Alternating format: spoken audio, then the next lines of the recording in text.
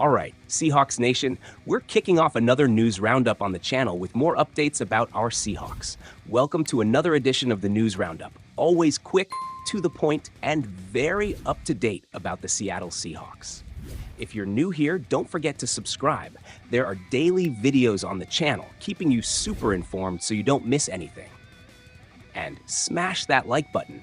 Every Seahawks fan's like helps a lot, supports the channel, and motivates me to keep making videos for you all. All right, fans, let's get started. Here's the confirmed and updated situation about Pete Carroll and what's going on with him after leaving the Seahawks. Do you remember how strange Pete's exit was? At the time, they said he was moving into a consulting role. But we all know that the most successful coach in Seahawks history was really fired. Yeah, folks, it hurts, but it's the truth. John Schneider even mentioned that consulting role, but check this out. If you look up the Seahawks employee directory, Pete's name isn't anywhere. He's vanished, disappeared, and there's more. Since that last press conference, Pete has gone completely silent. When Mike Macdonald took over and training camp began, where was Pete? Nowhere to be seen. If he actually had some position with the team, he definitely would have shown up, right? The truth is, this consulting thing was just to soften the blow of his firing. It's like a divorce, you know? The breakup is always the hardest part, no matter how it happens. But how's Pete doing? Well, after months of silence, he finally gave some interviews, sharing what he's been up to. And check this out. He visited American troops in Kuwait along with Tim Floyd, a former USC coach. That shows the guy's character, right? As for returning to coaching, Pete said he's not ready for that yet. But don't think he's just sitting around. He's going to teach at USC. Can you imagine having Pete Carroll as your professor? What a dream. Pete's also taking this time away from football to enjoy his grandkids. That's awesome. After dedicating himself 100% to the team for so many years, he's now spending time with his family. Even off the field, Pete still has that compete mindset we all know so well. In a recent interview, he said, "It's still competing. It's the same mentality. You're either competing or you're not. That means you're seeing the moments arrive and you do all you can. You dive into it as much as you can and get the most out of it and give the most to it." That's our Pete. Now, continuing with the updates, let's talk about Ian Book. That name might not be familiar to everyone, but the guy's a legend at Notre Dame. Tom Pelissero, the NFL Network reporter who's always in the know, broke the news. Book came to work out with us on September 17th. But that's not all. We also brought in two wide receivers who've made noise in the league, Miles Boykin and Denzel Mims. This shows that we're looking to strengthen several positions. Let's talk more about Book, because this guy has quite a story. Back at Notre Dame in 2019, the kid was on fire. 3,034 passing yards, 34 touchdowns, and only 6 interceptions. And check out this stat. He completed 60.2% of his passes. That's elite. But wait, there's more. Book isn't just good with his arm, he can run too.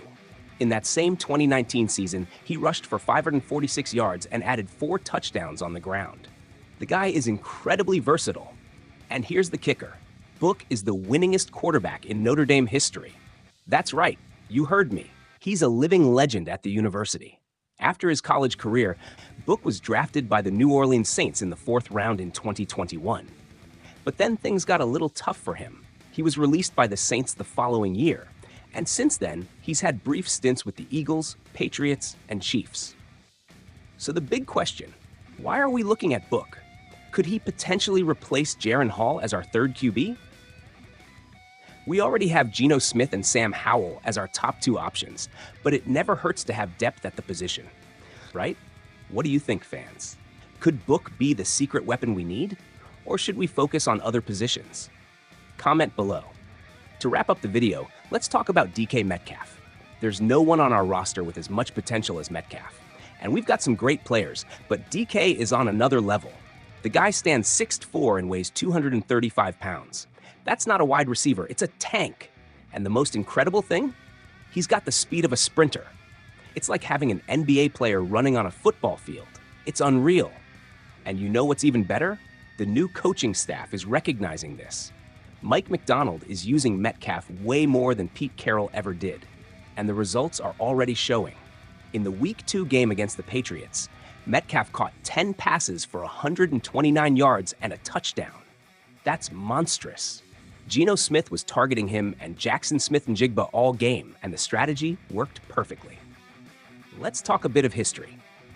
This was only Metcalf's 13th career 100-yard game. In 5 seasons under Carroll, he averaged 2.4 games like that per season. His best season was in 2020 when he caught 83 passes for 1,303 yards. But it looks like this year we'll see a lot more of that. And it's not just me who's excited.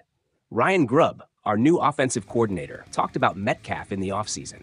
He even compared DK to Rome Odunze, that star from the University of Washington who's now with the Bears. And Grubb coached Odunze, so he knows what he's talking about. Through 2 weeks, we're ranked 13th in total offense in the NFL. Last season, we finished 21st. In 2022, we were 13th. See the improvement? Of course, it's still early to say if McDonald and Grubb will lead our offense into the top 10 in the league. McDonald is more known for defense since he was the defensive coordinator for the Ravens. But the way they're using Metcalf is a very positive sign. What do you think of this new approach with Metcalf? Could we have one of the best offenses in the NFL this year? And DK, is this the year he finally explodes? Write your opinion in the comments below. And that's it, fans. If you liked the video, leave a like, subscribe to the channel. It's very important. Thanks for everything, and go Seahawks.